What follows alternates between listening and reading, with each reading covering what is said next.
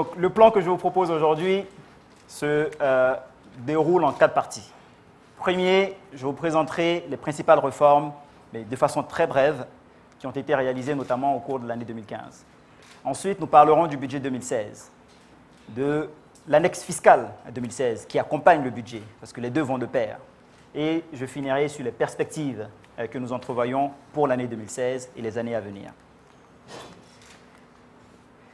Au cours des 5 dernières années, nous avons eu une évolution relativement importante du budget de l'État, qui est passé de 2 805 milliards de francs CFA à 5 813 milliards de francs CFA, soit une augmentation de l'ordre de 107%.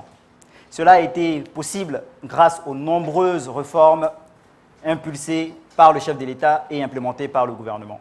Ces réformes ont porté sur bien de secteurs, notamment le secteur de l'agriculture, les réformes qui ont été faites dans le secteur du commerce, les réformes que nous avons faites au niveau des infrastructures, aussi dans le secteur de l'électricité. Nous avons eu énormément de réformes qui ont permis de porter cette croissance-là et d'attirer les investissements étrangers et nationaux dans notre pays. Et c'est justement ce qui a permis d'avoir cette évolution du budget de l'État au cours de ces dernières années. Mais d'autres réformes ont été faites au niveau du ministère du Budget, notamment à travers les régies et la Direction générale du budget pour accompagner la dynamique de croissance que nous avons connue. Et au titre de ces réformes, si nous regardons le volet budget, le volet budgétaire, la première réforme que nous avons eu à faire sous l'autorité du chef de l'État était le déblocage des salaires, qui a été fait au cours de l'année 2015. Nous avons aussi, toujours dans les discussions que nous avons avec le secteur privé, mis un accent sur la réduction de l'asymétrie d'information entre le secteur privé et le secteur public, par la création de la CELIOP, la cellule d'information des opérateurs économiques, qui est une cellule qui est logée à la Direction générale du budget, où tous les opérateurs peuvent aller se renseigner sur la disponibilité d'une ligne budgétaire avant de s'engager. Donc cela permet de régler les problèmes d'asymétrie d'information et aussi d'informer l'ensemble des opérateurs sur les procédures de passation de marché. En matière de transparence, nous communiquons trimestriellement sur l'exécution du budget de l'État et sur l'exécution des marchés publics. Et un travail important a été fait en matière de réduction des délais de passation de marché, en passant de plus de 300 jours à aujourd'hui 110 jours. C'est toujours long, mais cela permet une accélération des investissements et une accélération aussi pour le secteur privé, parce qu'ils sont les bénéficiaires de ce travail. 110 jours, c'est important. L'objectif fixé par le président de la République est d'arriver en dessous de 90 jours, mais il y a déjà une bonne avancée à ce niveau. En matière de PME, qui constitue un tissu important de notre économie, une réforme a été faite au cours de l'année pour que nos PME puissent avoir facilement accès au marché public, à travers notamment une réservation de 20% du budget de l'État aux PME et aussi les facilitations que nous avons apportées en matière de procédure. Aujourd'hui, lorsque vous postulez un marché public, vous ne devez pas déposer tous les documents avant, vous les déposez que lorsque vous êtes effectivement retenu pour réaliser le marché. Et tout cela a été fait pour simplifier les procédures et permettre aux PME d'être vraiment compétitives. En matière de fiscalité, l'accent a été mis sur l'informatisation. Donc, énormément de réformes ont été faites pour garantir une célérité dans le traitement des dossiers. Nous avons interconnecté les douanes et les impôts, de sorte à pouvoir avoir un échange d'informations entre les deux systèmes. Et nous avons, toujours en matière de transparence, mis en ligne tous les textes douaniers et fiscaux pris par l'administration, de sorte à ce que le secteur privé puisse être informé de l'ensemble des textes, notes de service qui sont prises par ces deux administrations. Nous avons travaillé sur la TVA. Pas plus tard qu'il y a quelques semaines, nous avons eu une séance présidée par le Premier ministre sur la question de la TVA, au cours de laquelle nous avons montré qu'aujourd'hui, les délais de remboursement sont réduits, passés à plus de 11 mois. Aujourd'hui, le remboursement de la TVA se fait en un jour. Au cours de l'année 2015, 92 milliards ont été payés. Et nous sommes même allés plus loin. Aujourd'hui, les entreprises, lorsqu'elles déposent leur dossier de remboursement de crédit de TVA, elles peuvent le suivre en ligne, sans avoir besoin de se déplacer. Et cela est une innovation relativement importante. Toujours en matière d'informatisation, nous avons mis en ligne le livre foncier électronique. Au niveau de la douane, c'est le déploiement de scanners. Nous en avons acheté 2. Un qui sera au port d'Abidjan et un autre à San Pedro. Mais nous souhaitons aller plus loin. Au cours de l'année 2016, d'autres scanners vont être aussi achetés de sorte à pouvoir sécuriser l'ensemble des frontières. La gestion électronique des chèques, aujourd'hui, est une réalité.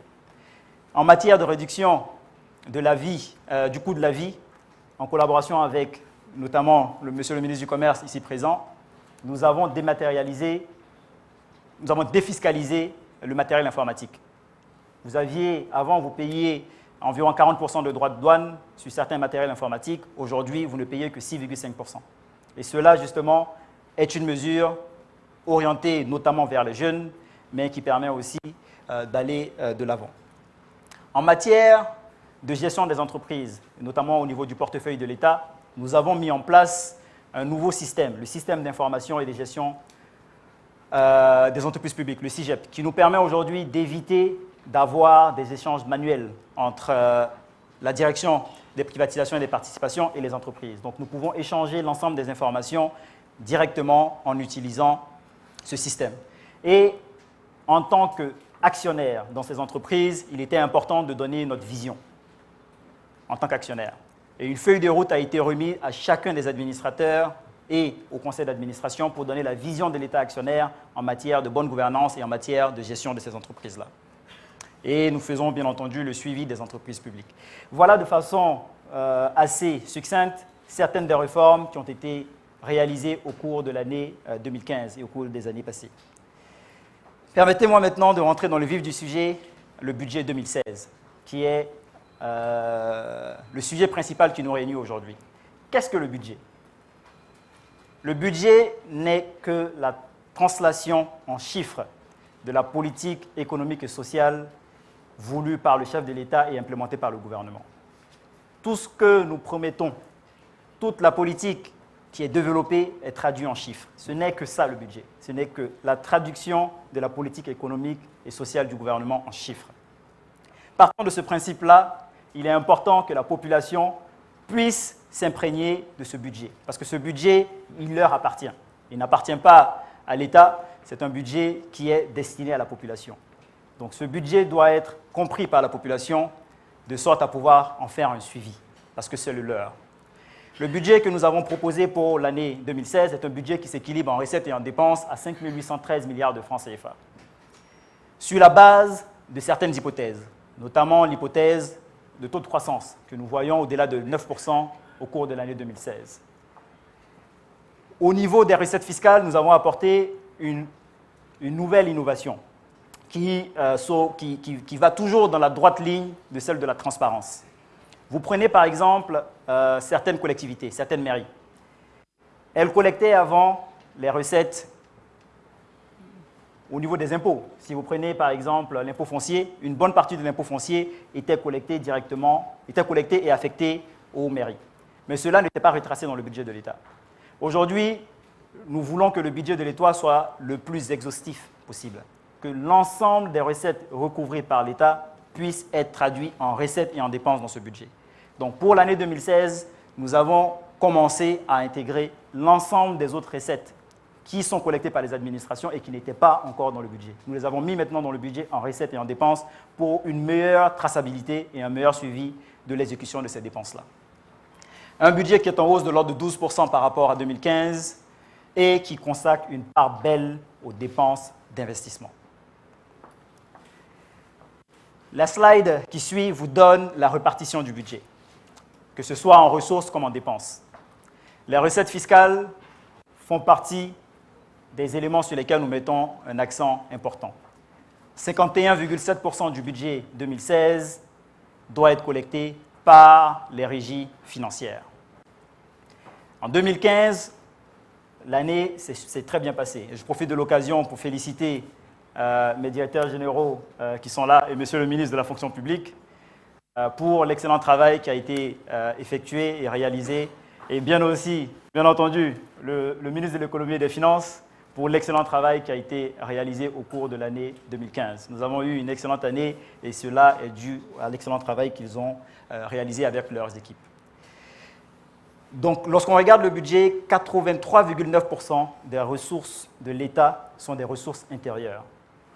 Uniquement 16% est collecté au niveau de l'extérieur. Ce qui veut dire aujourd'hui, nous avons un pays avec des ambitions, mais ces ambitions sont financées en grande partie par des ressources intérieures. Et cela est très important. Au niveau des dépenses, la part belle est affectée aux dépenses d'investissement. Environ un tiers du budget est affecté aux dépenses d'investissement. Et quand vous regardez la slide qui suit, vous avez même une bonne évolution de ce qui s'est fait au cours des 6 dernières années. Au cours des 6 dernières années, la politique voulue par le chef de l'État a été de mettre l'accent sur les dépenses d'investissement. Parce que c'est l'investissement qui crée de la valeur, c'est l'investissement qui crée de la croissance. Nous sommes passés à environ en dessous de 15% il y a 5 ans, à aujourd'hui des niveaux de l'ordre du tiers en dépenses d'investissement. Si vous regardez même en 2012, nous étions en dessous de 20%. Aujourd'hui, nous sommes largement au-dessus en dépenses d'investissement. Vous prenez les dépenses de masse salariale. En 2012, nous étions à 28% du budget. Aujourd'hui, nous sommes à 24,6%. Vous regardez les dépenses de fonctionnement. Donc les dépenses de fonctionnement courant, l'achat des papiers RAM, l'achat de l'ensemble du matériel classique que nous utilisons. Là aussi, nous avons fait énormément de réduction en pourcentage, de sorte à pouvoir contenir. Nous sommes passés aujourd'hui à moins de 18%, alors que nous étions, il y a quelques années, à 25-26% en proportion. Donc l'accent est mis sur la création de valeur, sur l'investissement. Pareil, lorsqu'on regarde les dépenses pro pauvres, parce que ce budget, nous le disons encore, c'est un budget dont l'objectif est l'amélioration des conditions de vie des populations telles que voulues par le chef de l'État. Si nous le disons et que nous ne le traduisons pas en chiffres, ce ne sont que des mots. Mais cela se traduit effectivement en chiffres. Lorsque vous regardez l'évolution des dépenses pro pauvres, vous avez une augmentation de l'ordre de 126% au cours des 5 dernières années. Nous avons un budget aujourd'hui qui affecte environ 10 000 milliards de francs CFA à la réduction de la pauvreté dans notre pays. Permettez-moi maintenant d'aborder les secteurs clés qui sont financés à l'intérieur du budget. Ce n'est pas exhaustif, j'en ai choisi quelques-uns, notamment en matière d'éducation et de formation. Nous avons 1 235 milliards de francs CFA affectés aux dépenses d'éducation et de formation. C'est plus de 2 fois le montant qui était affecté il y a 5 ans. Vous prenez les dépenses affectées en matière d'emploi et d'amélioration des conditions de vie. Même si le chiffre qui est là de 1 472 milliards n'est pas exhaustif, et je vous dirai pourquoi, nous notons quand même une augmentation significative faite dans ce secteur-là. Dans le secteur des infrastructures, là, les dépenses ont été multipliées par plus de 6 au cours des dernières années. Donc, les secteurs sont importants et ce graphique montre l'effort fait par le gouvernement pour justement améliorer les conditions de vie de nos populations. Allons maintenant dans les détails, si vous me permettez. Si on prend le secteur de la santé, aujourd'hui, en 2015 et 2016, c'est une augmentation de l'ordre de 13% du budget qui a été effectué. Ce budget, qui a une dotation de 433 milliards de francs CFA, représente environ 7,5% du budget total de l'État. Est-ce qu'il y a encore des efforts à faire? Oui, et nous en sommes conscients. Et ce travail sera fait au cours des années à venir. Mais vous voyez que depuis ces dernières années, et dans le cadre du PND 2016-2020, un accent fort sera mis sur l'amélioration des conditions de vie, notamment en matière de santé. Dans le budget 2016, des actions précises, parce que nous souhaitons, selon la vision du chef de l'État, avoir des projets précis qui sont financés, de sorte à ce que nous puissions savoir en fin d'exécution quels sont les projets qui ont été faits et à quoi a servi chaque franc CFA collecté au niveau des régies.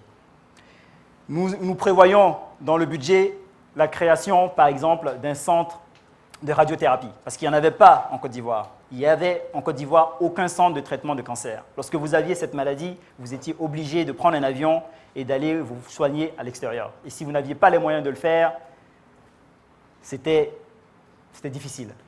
Donc, il est prévu la construction d'un centre de traitement de cancer au cours de l'année 2016. Pareil pour le centre de médecine nucléaire.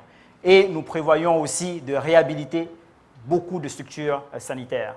et d'équiper le CHU, notamment le CHU d'Angrais.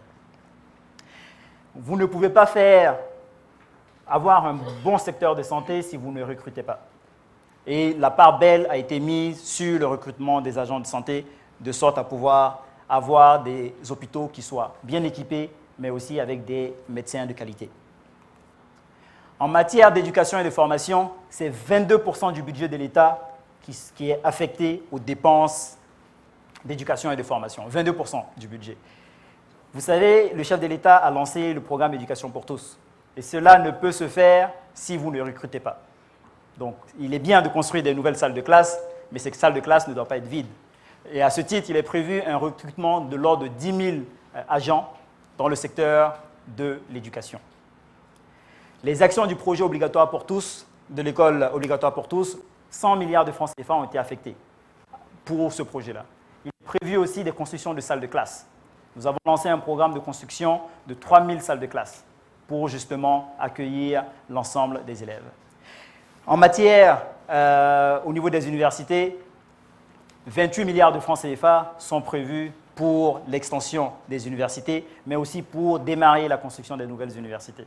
Chantier que, mesdames et messieurs les ministres ici présents, auront la lourde tâche de conduire au cours de l'année 2016. En ce qui concerne les dépenses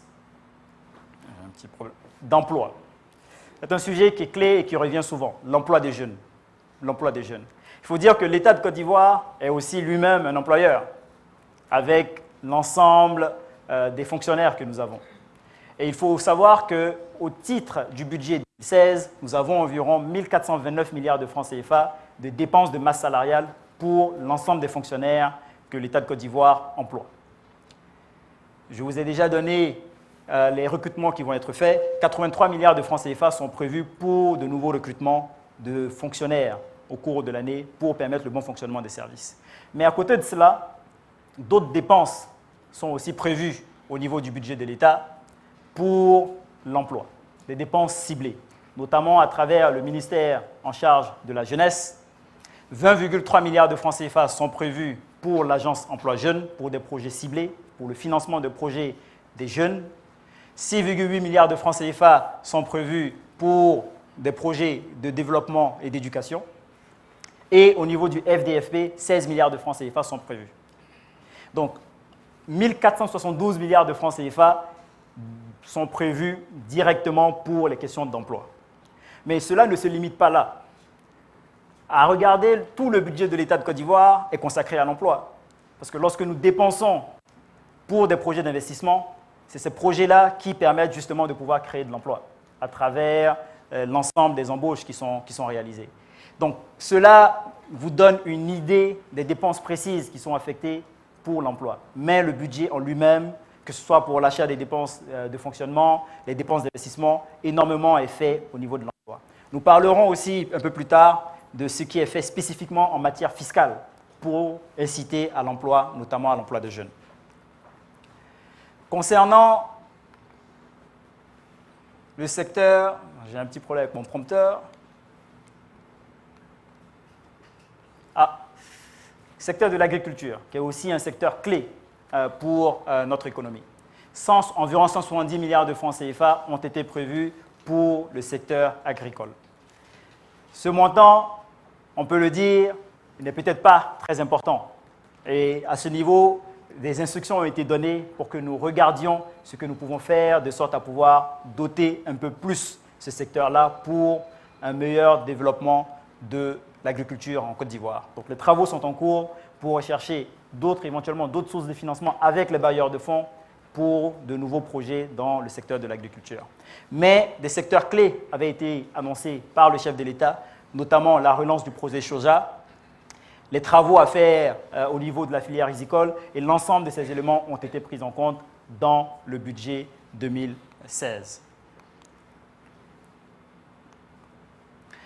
Dans le secteur de l'électricité, l'eau et l'assainissement, je profite de l'occasion pour féliciter Monsieur le ministre du Pétrole et de l'Énergie pour l'important travail qui a été fait. Environ 800 villages de plus de 500 habitants ont été électrifiés au cours des 5 dernières années. Et ce programme va se poursuivre au cours de l'année et des années à venir, notamment dans le PND 2016-2020, où une part importante est mise justement pour l'amélioration de l'électricité. En dehors même de la fourniture d'électricité, il était aussi important de nous assurer que nous avions un bon réseau de distribution électrique. Et à ce niveau-là, des travaux sont aussi prévus en matière de transport d'électricité pour avoir une électricité qui soit disponible partout. Il n'est pas aujourd'hui possible d'avoir un développement fort du secteur industriel si vous avez des problèmes d'électricité. Nous avons aujourd'hui une capacité de l'ordre de 2 000 milliards de francs CFA et l'objectif est de passer à environ 2 000 mégawatts aujourd'hui et l'objectif est de passer à environ 4 000 mégawatts à l'horizon 2020. Dans ce qui concerne le secteur de l'eau et de l'assainissement, les ressources sont aussi prévues afin de pouvoir assainir ce secteur. Il faut dire que dans le cadre du budget 2016, une réforme a été mise et faite pour justement permettre à ce secteur d'avoir les ressources suffisantes pour l'assainissement de la ville d'Abidjan et des villes de l'intérieur.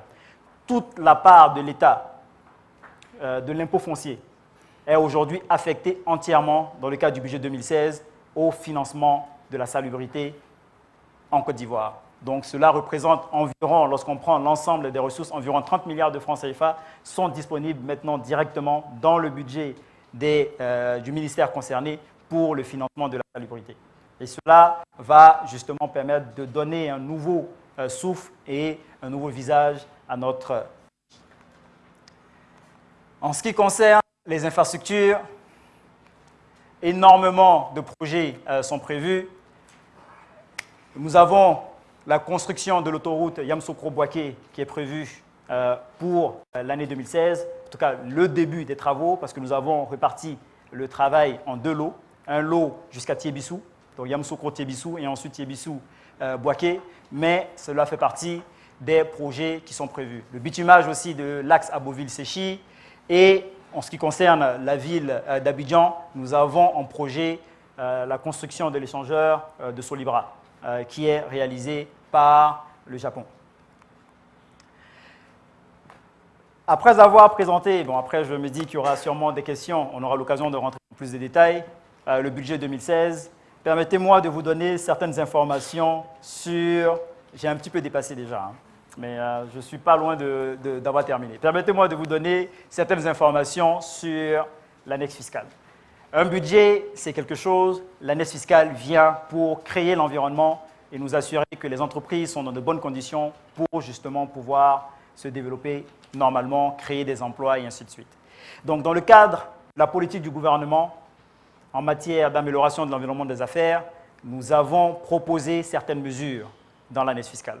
Je vous présenterai 2 types de mesures ici. Les mesures que nous avons faites pour les entreprises, notamment les PME, les mesures faites pour l'emploi et les mesures sociales. En ce qui concerne les mesures pour les PME, ce que nous avons proposé et qui est disponible dans l'annexe fiscale 2016, c'est une exonération de la contribution à la patente pour les PME pendant 2 ans. Les nouvelles PME qui se créent. Une PME, c'est une structure qui a un chiffre d'affaires inférieur à 1 milliard de francs CFA. Et une réduction de 25% de l'impôt foncier pour permettre aux PME qui se créent pendant 2 ans de ne pas avoir à payer beaucoup de charges d'impôts et de se focaliser sur la création de valeur et la création de chiffre d'affaires. Nous avons et nous proposons pour justement étendre le secteur formel, parce que nous avons noté qu'il y a beaucoup d'entreprises qui travaillent mais qui ne sont pas dans le secteur formel, qui ne sont pas enregistrées aux impôts. Il y en a beaucoup qui travaillent dans ce cas-là. Pour les inciter à venir se déclarer, nous avons réduit les droits de création d'entreprises, qui sont aujourd'hui très bas. Et nous proposons à ces entreprises, si elles se déclarent au plus tard le 30 avril 2016, tout ce qui a été fait par le passé, on ferme les yeux, on passe dessus et on part sur de nouvelles bases. De sorte à les inciter à venir dans le secteur formel. Donc c'est une mesure qui a été proposée et j'espère que la presse ici présente et l'ensemble des participants vont relayer cette information à tout le monde, de sorte à ce que les gens viennent spontanément, on ferme les yeux et on part sur de nouvelles bases. En matière d'industrialisation, nous avons exonéré le DUS sur le cacao fini. Donc pour toutes les entreprises qui fabriqueront du cacao, des produits, en tout cas chocolat fini, elles ne paieront pas le DUS, qui est le droit unique de sortie. En ce qui concerne l'emploi des jeunes, par le passé, lorsque vous embauchiez un jeune, vous pouviez bénéficier de ce qu'on appelle un crédit d'impôt. Ce crédit d'impôt était de 500 000 francs CFA. Mais pour en bénéficier, il fallait embaucher au moins 5 si vous voulez bénéficier de ce crédit d'impôt. Ce qui fait que nos PME qui se développent avaient du mal souvent à pouvoir bénéficier de ces dispositions. Parce que vous pouvez avoir une PME qui n'a pas 5 salariés. Pour permettre aux PME de pouvoir le faire, la première chose que nous avons proposée, c'est une augmentation du crédit d'impôt déjà de 500 000 à 1 million pour les inciter plus à embaucher. Deuxième chose, nous avons réduit pour les PME le nombre d'embauches de 5 à 2. C'est-à-dire que dès que vous embauchez 2 personnes, vous êtes éligible à la mesure d'exonération, la mesure en tout cas de crédit d'impôt qui est de 1 million. Et même, nous sommes allés plus loin, parce que les entreprises du synthétique, donc qui sont les entreprises qui ont un chiffre d'affaires en dessous de 50 millions de francs CFA, elles recrutent aussi des jeunes. Et même les PME, plein de jeunes peuvent créer des PME avec des chiffres d'affaires qui sont dans cette taille-là. Et à ce niveau, nous avons proposé un crédit d'impôt de 250 000 francs CFA par an et par embauche pour les entreprises qui sont au synthétique et qui recruteraient des jeunes. Cela est une mesure forte qui coûte de l'argent à l'État. Ça, je vous le dis, en général, je suis contre les mesures qui coûtent. Mais là, nous pensons, et c'est une volonté du chef de l'État, nous pensons que cette mesure devrait permettre, avec l'ensemble des autres mesures qui sont mises en œuvre, de susciter l'emploi des jeunes. En matière d'apprentissage, parce que nous nous rendons compte aussi que les jeunes sortent souvent d'école, mais ont du mal à avoir un premier emploi, parce que les entreprises ne les embauchent pas directement à la sortie d'école. Donc, pour inciter les entreprises à embaucher les jeunes à la sortie de l'école, nous avons institué un crédit d'impôt de 500 000 francs CFA pour l'apprentissage. Avant, pour bénéficier de ce crédit, il fallait obligatoirement embaucher le jeune que vous preniez en apprentissage. Aujourd'hui, nous disons, même si vous ne l'embauchez pas, vous pouvez bénéficier de ce crédit d'impôt à condition que vous le gardez au moins 12 mois. Et cela permettra à nos jeunes de pouvoir au moins se former, quitte à aller pouvoir monter après leur propre entreprise en auto-emploi.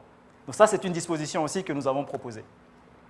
En ce qui concerne les mesures de modernisation et les mesures à caractère social, la première mesure, qui a été bien appréciée par le secteur privé, en tout cas je l'espère, a été la réduction des procédures et des paiements. Avant, pour la déclaration d'impôt, vous aviez souvent 64 procédures différentes à faire. Ce qui veut dire souvent 64 chèques différents à faire. Et pour la première fois, et cela a commencé à partir du mois de janvier 2015, nous sommes passés de 64 procédures à 24 procédures. Donc c'est une facilitation qui est faite pour les entreprises. Là aussi, nous avons réduit le taux d'impôt, de l'impôt foncier de 15% à 12%.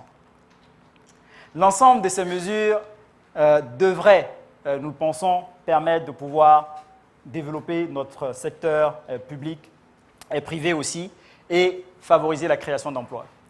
Permettez-moi de parler rapidement des perspectives et avant d'achever la présentation que j'ai l'honneur de faire aujourd'hui. En ce qui concerne le volet budgétaire, donc c'est les perspectives et les réformes que nous souhaitons engager au cours de l'année 2016, mais au cours des années à venir pour améliorer la gestion des finances publiques en Côte d'Ivoire. En ce qui concerne la gestion budgétaire, un programme important doit être mis en œuvre, celui du budget programme. Dorénavant, depuis la nouvelle loi organique des lois de finances qui a été prise par l'État de Côte d'Ivoire, nous devons créer et bâtir le budget en budget programme. Ce qui permettra pour la population d'avoir une meilleure visibilité du budget. Parce que nous allons le présenter en disant tel axe, par exemple, consiste à la réhabilitation des CHU, avec des objectifs et des critères précis d'évaluation. Et cela, nous en faisons une priorité et nous souhaitons le mettre en œuvre au cours maximum des 2 années à venir. Nous souhaitons renforcer le contrôle de la dépense publique, de sorte à nous assurer que chaque franc CFA est effectivement dépensé pour la bonne dépense à laquelle il avait effectivement été budgétisé. Un des volets aussi, c'est la dématérialisation des marchés publics. Nous souhaitons complètement dématérialiser les marchés publics, de sorte à avoir un système informatique de traitement de ces dossiers-là. Nous pensons que l'impact en gain et en facilitation pour le secteur privé et en efficacité pour l'État se trouvera renforcé. Et un gros volet est axé sur l'informatisation de la Direction générale du budget et des finances. En ce qui concerne la fiscalité intérieure, le grand défi, c'est l'informatisation de la Direction générale des impôts et l'informatisation de la Direction générale des douanes. Nous en faisons une priorité. Donc, au cours, et nous allons commencer dès cette année, dès le mois de... Nous sommes en ce moment en train de travailler sur le dossier, nous souhaitons informatiser complètement la Direction générale des impôts. Nous souhaitons aller loin. Nous en avons déjà parlé par le passé, mais nous souhaitons aujourd'hui que l'ensemble des procédures et des paiements se fassent de façon électronique, que ce soit les paiements virements bancaires, les déclarations d'impôts, nous souhaitons qu'il y ait des télédéclarations. Nous souhaitons mettre l'accent sur l'informatisation de nos administrations. Et le contrôle fiscal. Les entreprises se plaignent qu'il y a plusieurs contrôles, qu'elles sont harcelées. Donc la question de la rationalisation du contrôle fiscal fait aussi partie de nos priorités. Nous avons eu une séance de travail hier avec la CGC et les organisations professionnelles pour échanger sur la question. Échanger sur cette question-là, échanger aussi sur la commission de réforme fiscale et le projet qui avait été soumis. Donc nous avons eu ces débats-là qui étaient sur le sujet et nous avons convenu d'un chronogramme pour justement analyser ces questions-là ensemble. En matière de fiscalité de porte, donc au niveau de la douane, là, nous souhaitons déployer des scanners sur toute l'étendue du territoire, que ce soit à l'aéroport et à l'ensemble des postes frontières. Donc, il y aura des scanners partout. Cela ne vise pas uniquement un volet financier, mais il y va aussi des questions sécuritaires, de sorte à pouvoir nous assurer de l'ensemble des marchandises qui rentrent en Côte d'Ivoire. Nous voulons aussi réhabiliter l'ensemble des bureaux frontières, de sorte à permettre à nos douaniers déjà d'être dans de bonnes conditions. Et en plus, lorsque vous entrez, la douane et les postes frontières sont la première vitrine de la Côte d'Ivoire. Donc nous souhaitons que ces vitrines soient à l'image de notre pays. La question des délais de dédouanement, les gens se plaignent. Les gens se plaignent souvent que les délais de dédouanement sont longs. Lorsqu'on fait venir un véhicule, ça met du temps. Lorsqu'on fait venir une marchandise, on met d'énormes délais. Et la question des réductions des délais fait aussi partie des priorités sur lesquelles nous allons travailler au cours de l'année 2016 et des années à venir. Et concernant les dernières perspectives de réforme, c'est au niveau de la gestion du portefeuille de l'État, où nous souhaitons réorganiser complètement la gestion du portefeuille de l'État pour la rendre plus efficace pour le bien-être de la population ivoirienne et améliorer, bien entendu, la gouvernance des sociétés que nous avons l'honneur d'avoir dans le portefeuille de l'État. Permettez-moi maintenant de conclure. Le budget est ambitieux. Nous avons un budget qui est aujourd'hui de 5 813,3 milliards de francs CFA. C'est un budget qui est très ambitieux. Mais cette ambition est à notre portée. Elle est à notre portée et c'est une ambition qui est à la mesure des ambitions de son Excellence, M. Alassane Ouattara, le président de la République de la Côte d'Ivoire. Le budget 2016 est un budget qui est pertinent. Pertinent car il est en cohérence avec l'ensemble des politiques économiques et sociales voulues par le chef de l'État et traduit dans le plan national de développement. Ambitieux, mais réalisable, ambitieux et très pertinent. C'est la première année de l'implémentation du programme 2016-2020 et ce budget nous permettra de pouvoir atteindre l'émergence voulue par le chef de l'État en 2020.